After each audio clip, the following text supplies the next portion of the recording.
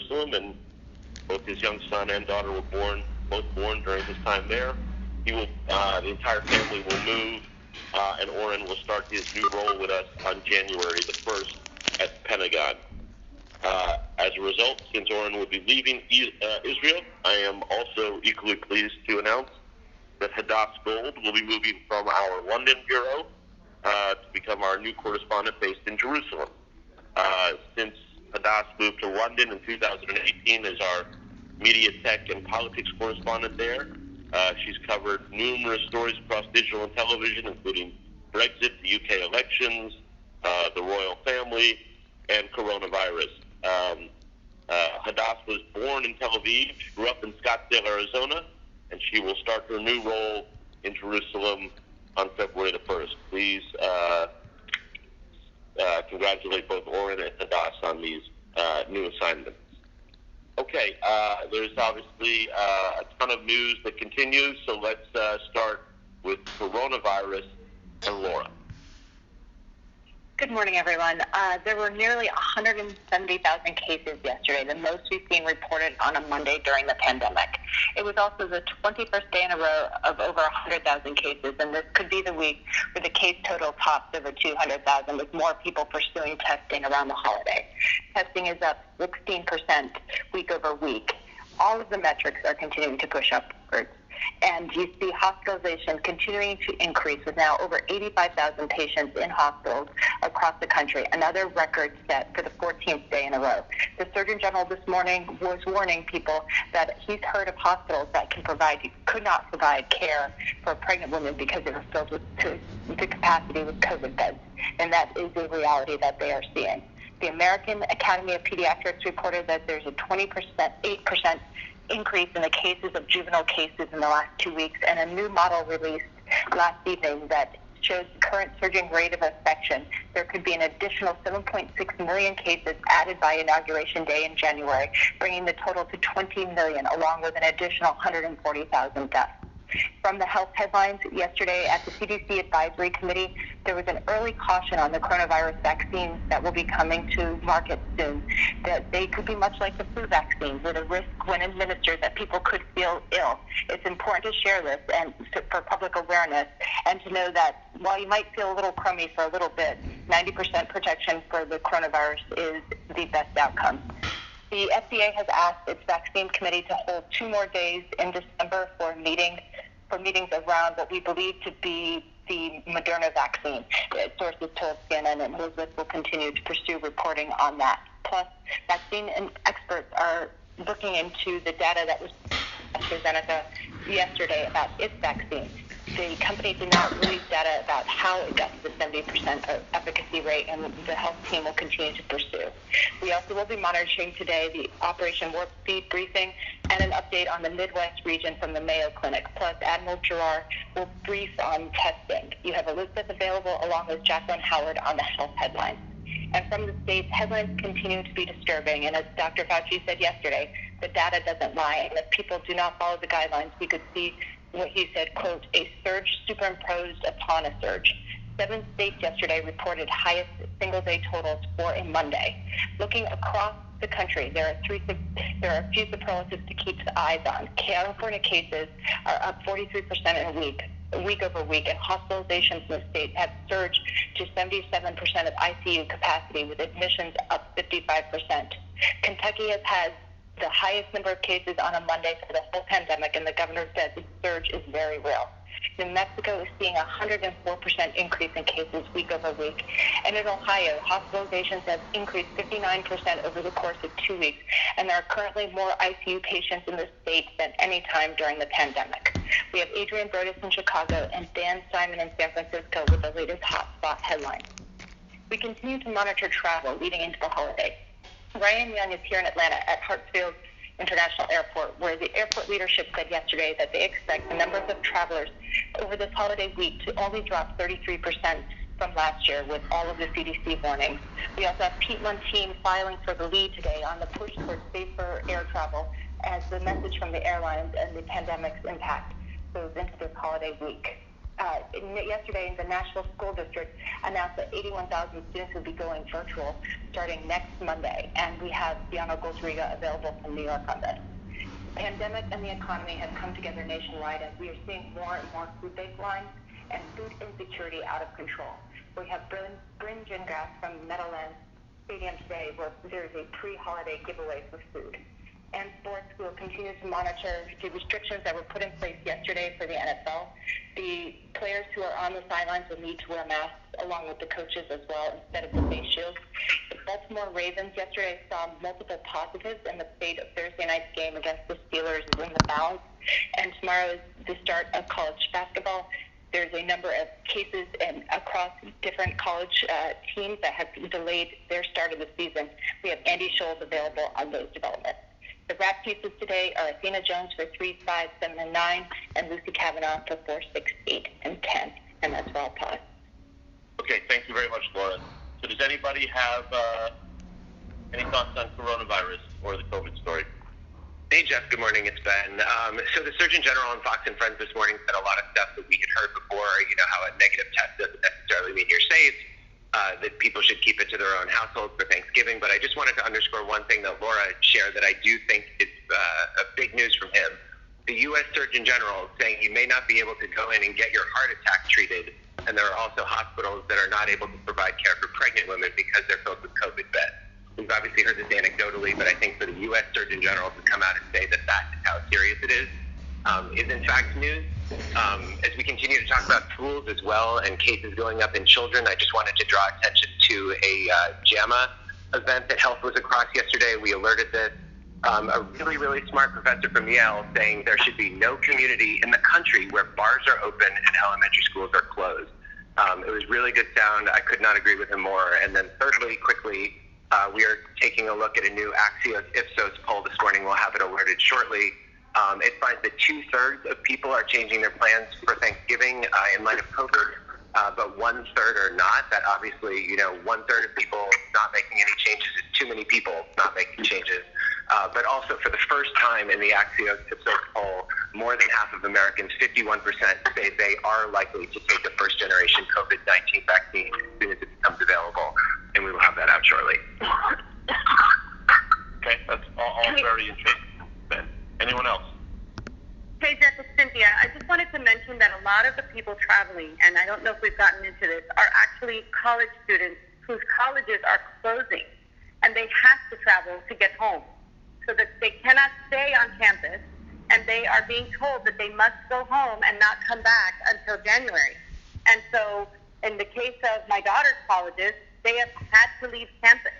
And so they were all told that they needed to leave for the Thanksgiving break and not come back until the new semester. And so a lot of that travel was preset, and the parents have no choice.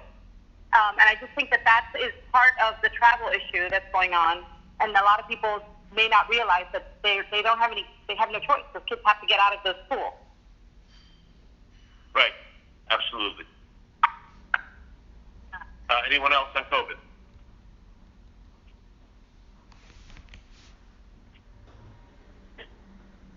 Okay, let's move to Washington, please, and the latest from there.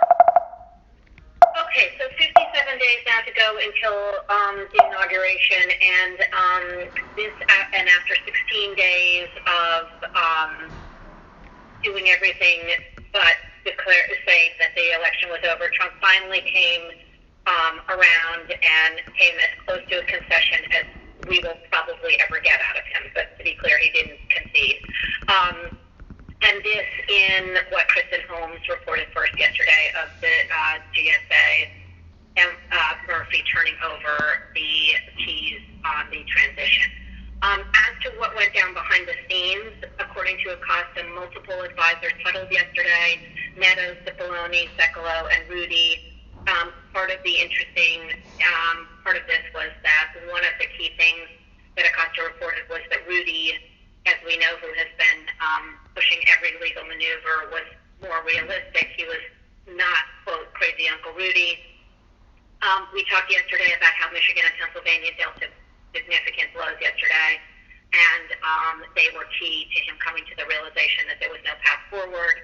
And then another major thing that seemed to have played a factor was the shit show of a presser last week with Rudy on Thursday. More Republicans were defecting yesterday. These Schwartzman remarks we talked about earlier yesterday, which Trump was supposedly furious about.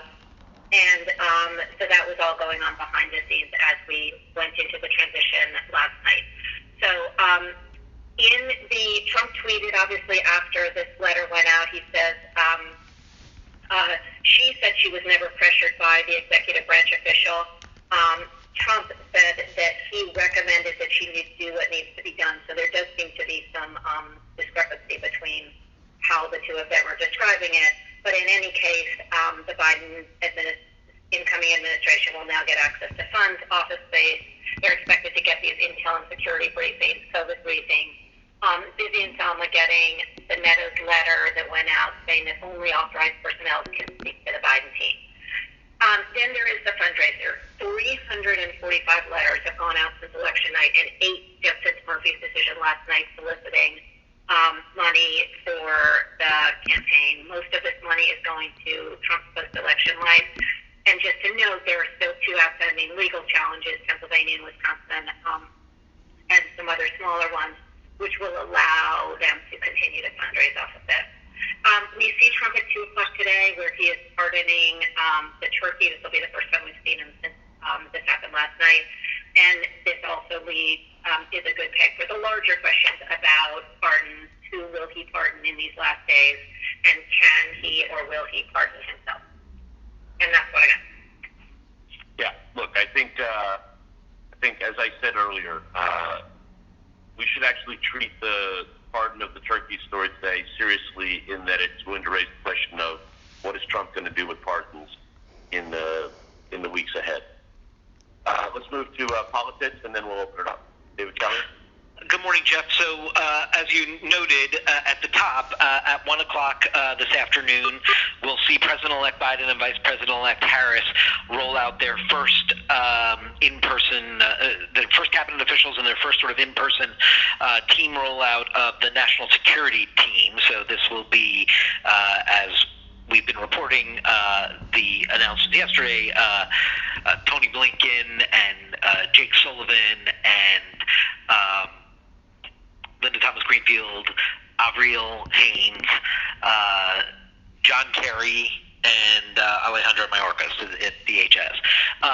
And all of them are expected to speak and participate in this event. So we're going to hear from them today. Obviously, there are barrier breakers and historic picks here.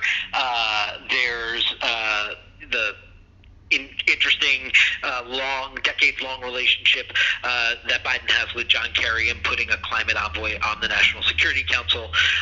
There's also just the complete contrast with the Trump team in terms of picking people who have been working in the trenches in these areas, developing real expertise, and moving up to the top slot in the incoming Biden administration. All of that will be on display today with that rollout. We also expect Biden to sit down with Lester Holt of NBC News for an interview today, and we expect NBC to start rolling out those clips later today. So we'll see what Biden has to say there now that ascertainment has occurred and the formal transition begins. You saw that they put up the buildbackbetter.gov instead of .com website now that they are formally part of the government process here as the formal transition begins. And I think, this is not the end of the transition story in that way. I think it's very much the beginning. I think we have to be on the lookout over these next 57 days about the level of cooperation and how this transition occurs. Is the Biden team getting everything that is afforded to them, and is it happening in a way that really allows a full and complete, peaceful transfer of power?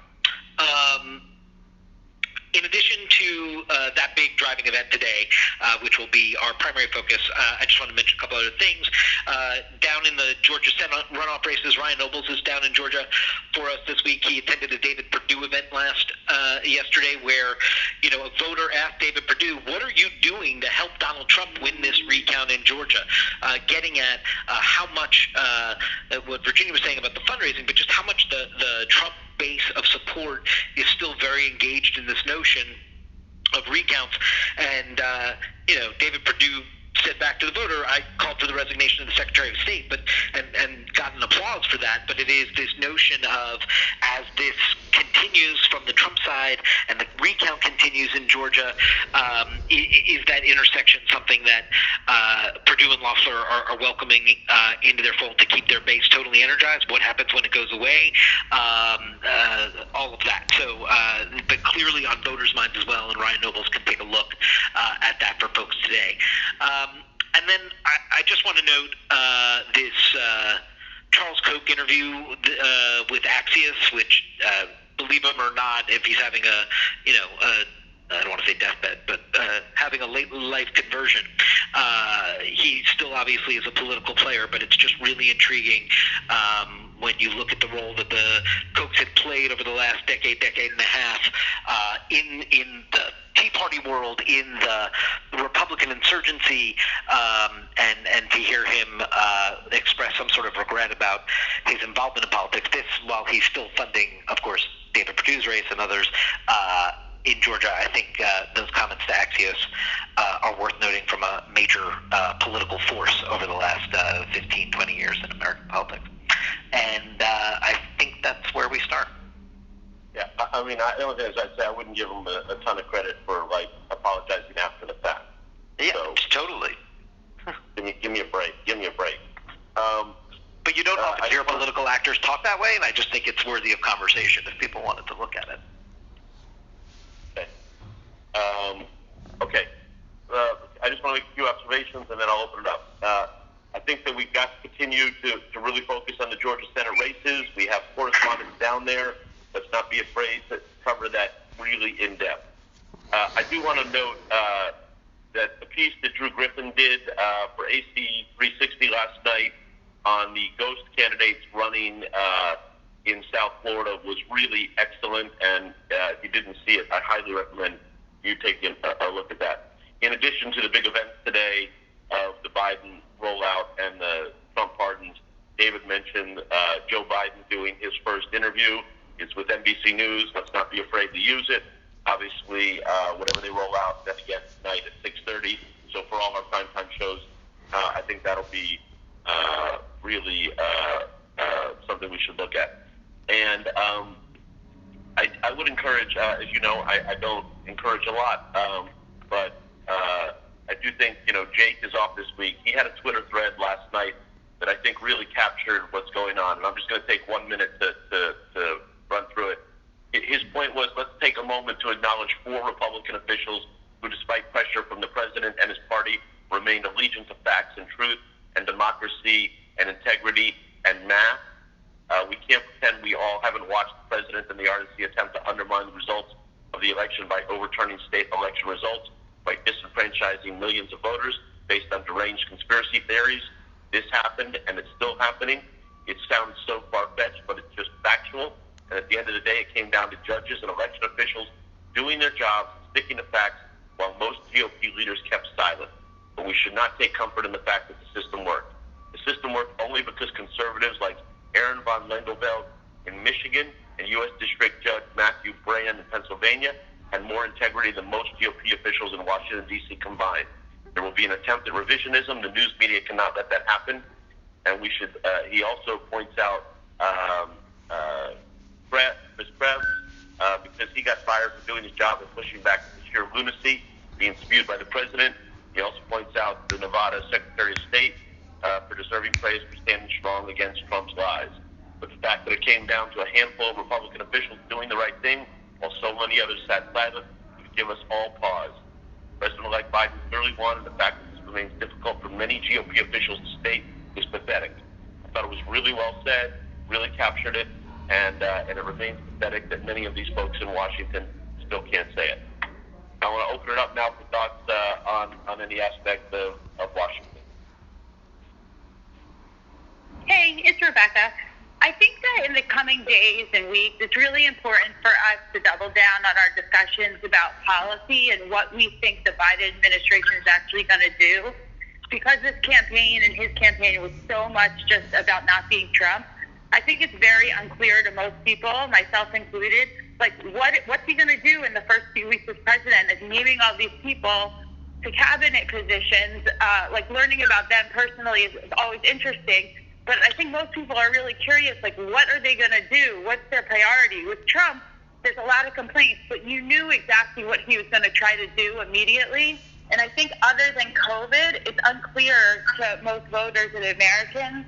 And I think any reporting and discussions we do around that would be really interesting. Okay, good. I agree. Other thoughts? Jeff, Virginia mentioned, again, the Trump fundraising. I think we're up to 340 fundraising appeals since the election. He continued yesterday despite grudgingly going along with ascertainment. And I think it's important to, if we talk about this, to note what is this money going to be used for? We've called it a slush fund.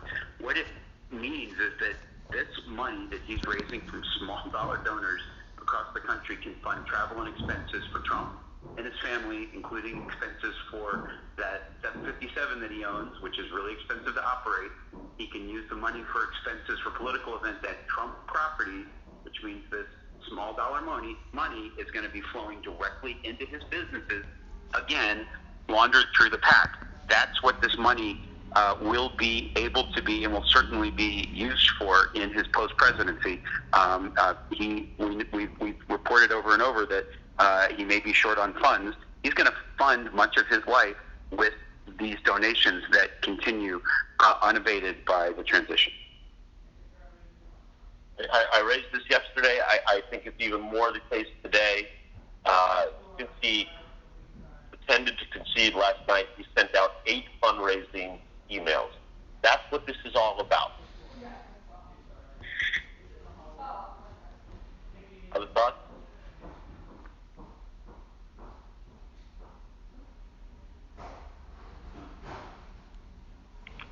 Hey Jeff, I have two quick things. One is I just want to echo what Cynthia said about college kids coming home, because I do think when we have a banner that says millions to 5 CDC warnings, travel, go for Thanksgiving, or whatever it says, or we have that conversation, it doesn't totally encompass what is really going on, which is that all these college kids, and we've known this for months, we're going to be forced to take a 2-month break starting at Thanksgiving, and they have to come home. And so hundreds of thousands of these travelers, maybe even 1 million, I don't know the exact number, but I wish we could break it out somehow, are just college kids who have to come home. There's no alternative for them. So it's not like they're defying the CDC or they're just doing it to have the Thanksgiving they've always had. There's no choice for those kids. And, you know, I'm sure that the bulk of people flying are college-age kids, and, you know, it would be good if there was a way to break out what the 18 to 22 flyers are, but I don't know if that's possible. But I just think that is important as we, instead of making an umbrella that people are ignoring CDC warnings and having Thanksgiving anyway. I think that's important. And then the second thing is, just as we talk about the Biden picks and how, you know, they're all policy wonks and they've been in the trenches in their various areas and they're smart and they're whatever, we shouldn't forget that even though, and certainly there are a few exceptions to this, that the original Trump cabinet had some very esteemed people across it.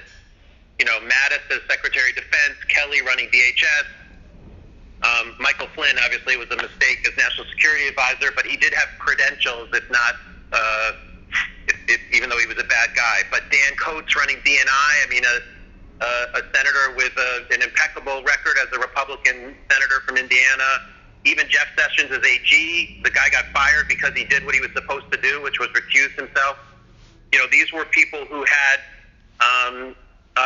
considerable credentials in the original cabinet. So I don't know that we should create any kind of comparison where, like, look, Biden's picking all these people who know what they're doing as opposed to Trump. I just want to make sure we don't do that, because the original Trump cabinet, yes, it had its Ben Carsons in a ridiculous position and a few others, but The original cabinet did have eminent people in it, and we should not forget that.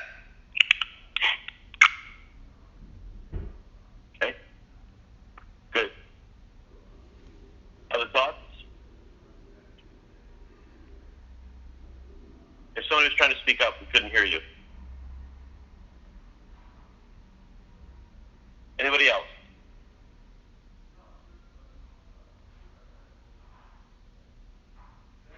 Okay. Anything else that's domestic? Yes, go ahead. Couldn't hear you. Go ahead. I see on our trending list that Boise, of all places, in Idaho, you can get arrested or fined heavily for not wearing a mask. And I just think maybe a collection of those places around the country in what you would, you wouldn't expect to find in Idaho, of all places, might be something that we might do a review of, because it's really fascinating whether police are actually enforcing it and why they're doing it. And it's just a kind of extraordinary, and it might be a symbol of things that we're going to see going on in communities across the country in the weeks ahead. Yep.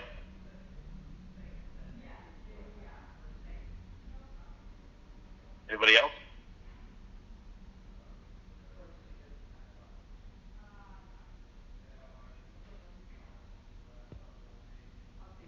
Okay. Anything else out of domestic?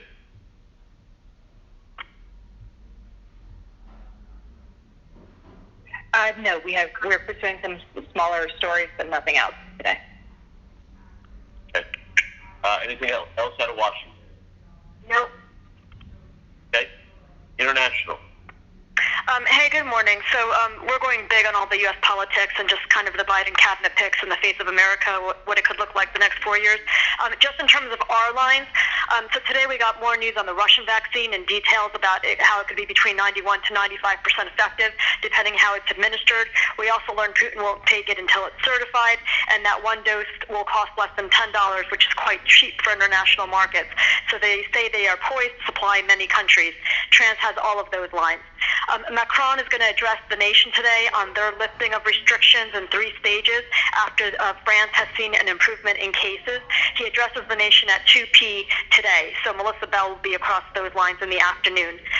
Salma is watching news out of the UK, any coming guidance today or later this week on how they plan to reopen around Christmas.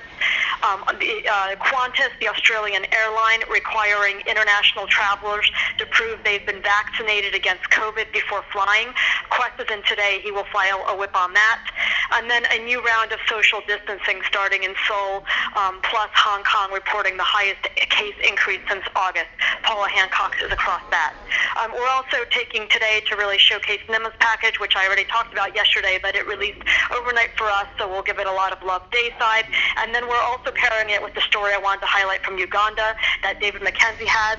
He has a piece that features powerful eyewitness accounts and holding security forces again to account there after protests led to over 45 people being killed over campaigning around an upcoming election where like this popular pop star style candidate is running against a very old regime. There are just some parallels in these social movements of young people rising up against the government that are worth showcasing. So we'll also do that today, and that's where we start.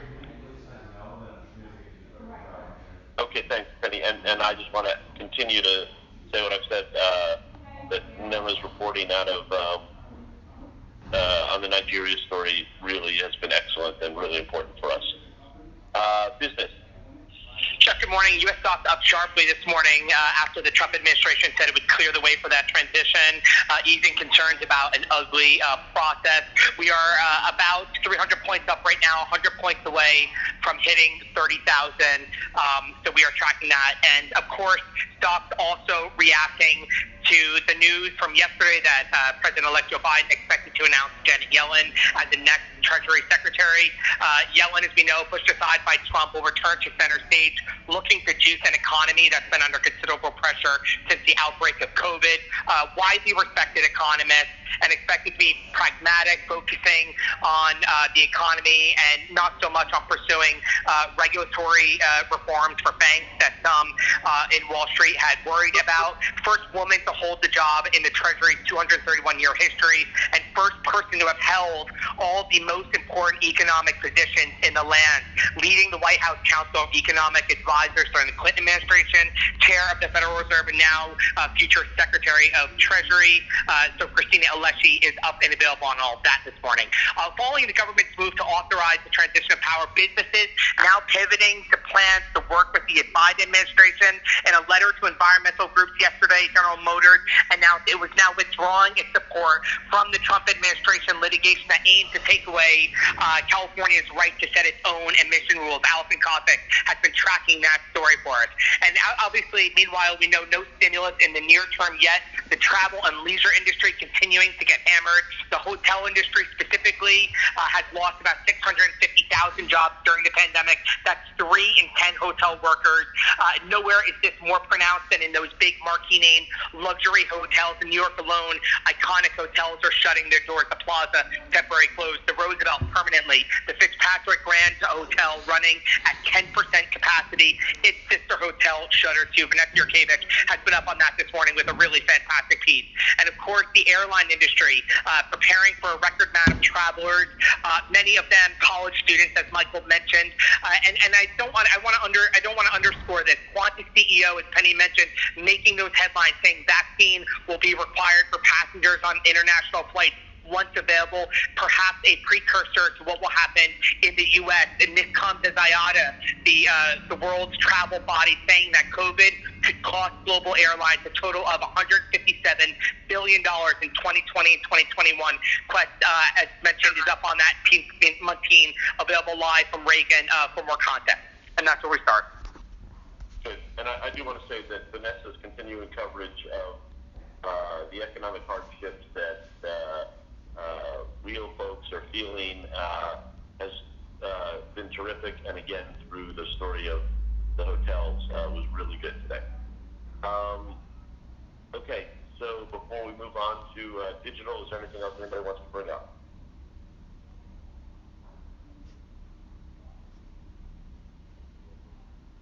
Digital.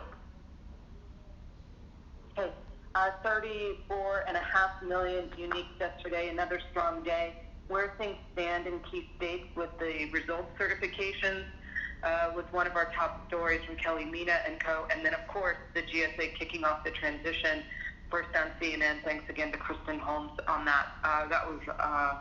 Those two were top yesterday. And the top video yesterday was Trump's reaction to Biden's transition, formally beginning. Costa relaying that to Wolf. That was number one across all of our platforms.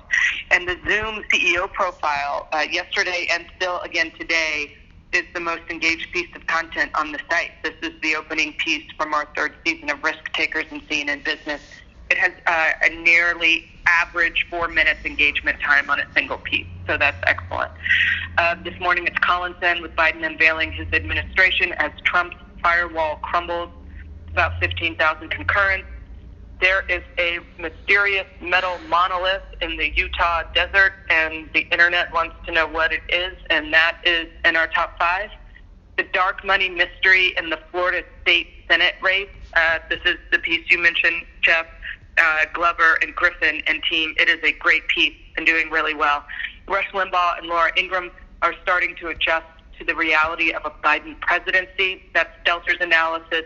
And then our COVID DLE capturing everything that Laura and everyone has raised here and more is in our top 5.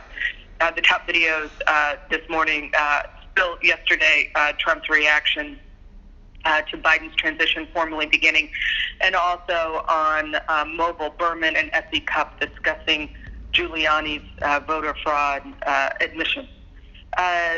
We've got some great Janet Yellen pieces. The one on her first battle that's already taking shape. That, of course, being steering America's economy out of the pandemic, and the rampant inequality that has been made worse by it. So lots of interest on Janet Yellen. Lots of interest in John Kerry and the climate role. His journey to that role, what we know about the role, what powers it. We've got a good version of that up now and more coming.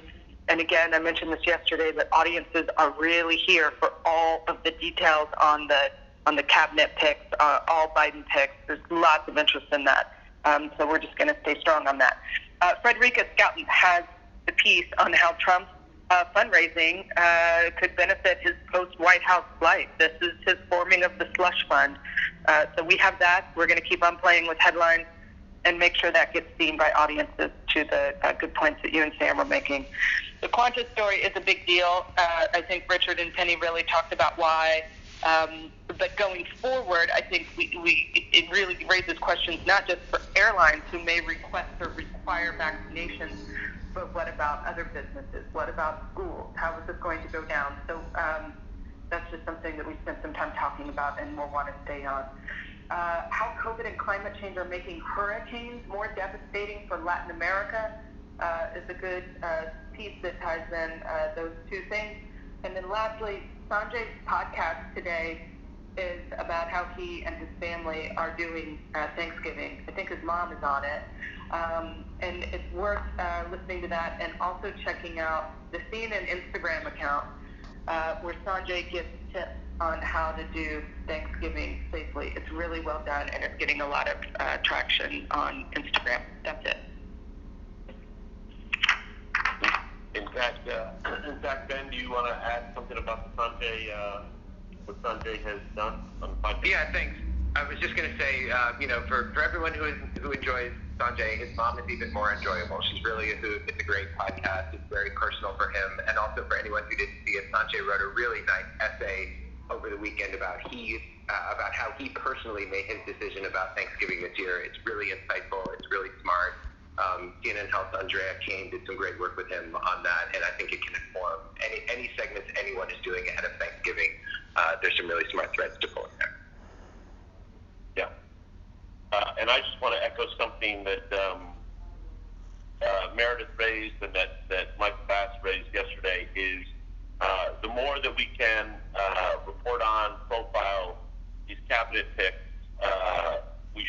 we absolutely should be doing more on who they are and what their background is, their personal stories, where they come from. As you heard from Meredith and as Michael has pointed out, there's a lot of interest in that. By the way, there was one other thing I forgot to mention earlier. CNN broke the GSA story yesterday, and miles ahead of everybody else, and that was because of the dogged reporting of Kristen Holmes, and I just wanted to point that out. Okay, John. Good morning, Jeff. So you mentioned two big events this afternoon that will land on the first one, 1 o'clock, where Biden and Harris introduce beginnings of the cabinet. Arlette Sines and Jeff Zeleny are both in Wilmington. We had some really good voices this morning walking up to that announcement. Just had H.R. McMaster on with Jim Sciutto. Richard Haas is coming up next hour, former Obama Chief of Staff Bill Daley. And Kate Baldwin has Ian Bremmer.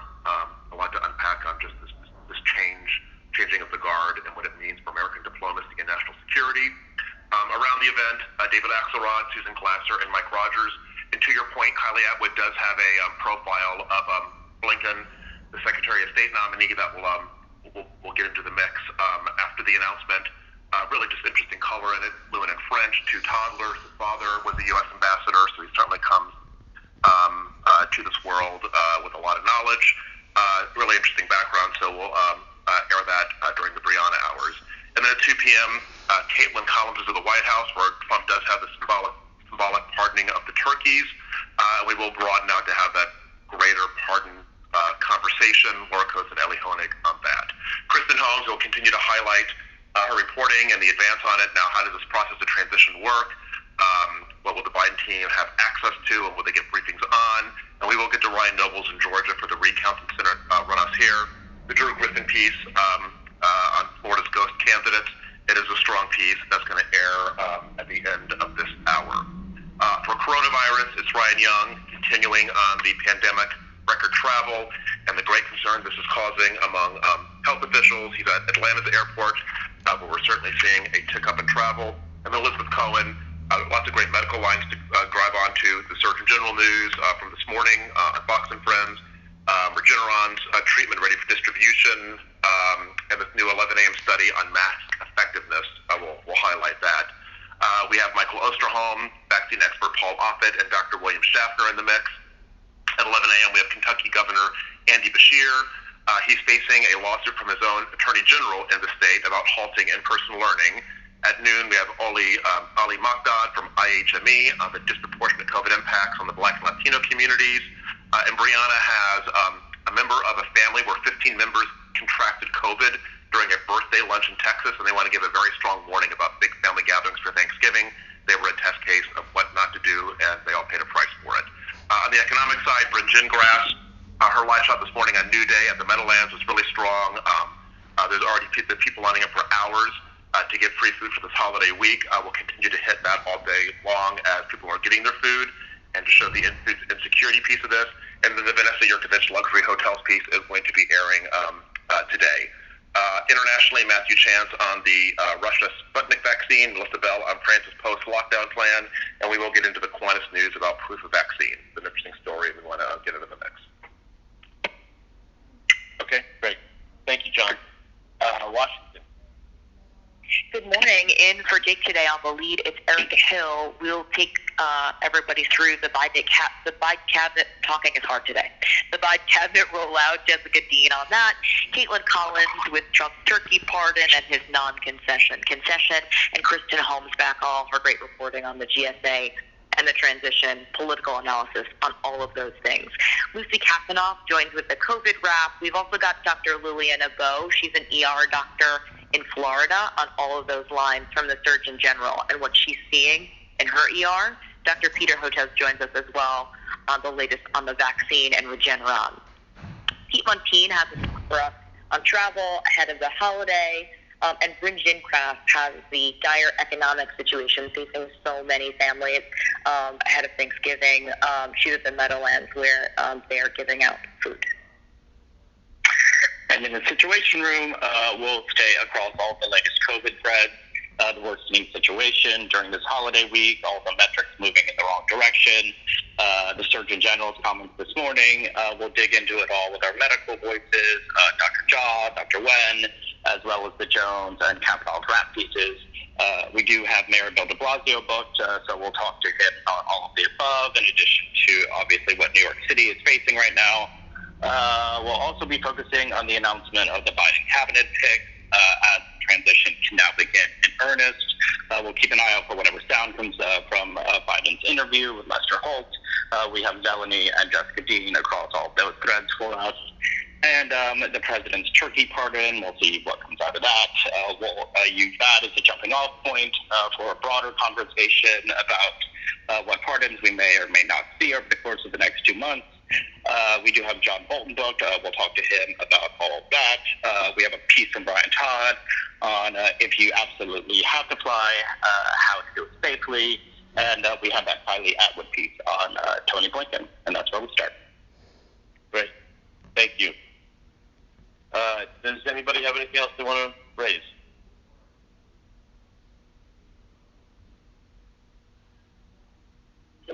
Anything at all? Hey, Jeff, it's David. I didn't hear us mention this. I might have missed it, but I know it's busy. But I think it's worth at least turning our attention to what's going on legally in France, where there's going to be a crackdown on free speech and press, especially when it comes to filming officers of the law and the military, and the reaction to the unrest there. It may be able to, I think the vote is in the legislature today. Thank you. Other thoughts?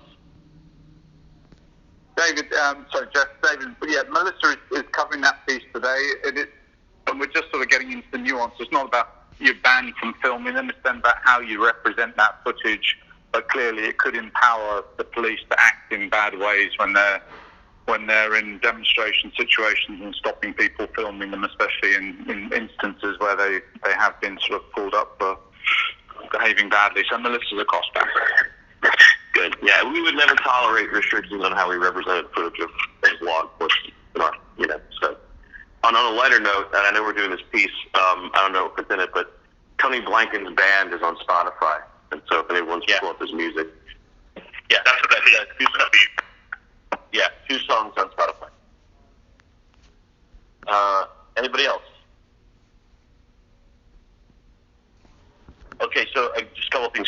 then, the Biden event at 1, the Trump event at 2, the Biden interview with NBC later today. I think all events that we should be focused on. I want to remind everybody that there will be no editorial calls this Thursday or Friday, but we will meet tomorrow. And before we go, I do have one piece of sad news that I did want to share with everybody to make sure that the broader organization was aware. But our CNN Espanol Mexico City Bureau Chief, Ariel Crespo, passed away unexpectedly on Sunday. I know many people across the broader organization knew him, and I just wanted to make sure that everybody was aware. Ariel had been with CNN for 20 years, and he knew Mexico, and he knew our company incredibly well. And I know so many people were touched by Ariel. I wanted to extend my deepest condolences to Ariel's family and to the entire CNN Espanol family, and to the broader organization that knew him. Very sad news. Thank you, everybody. We'll talk later.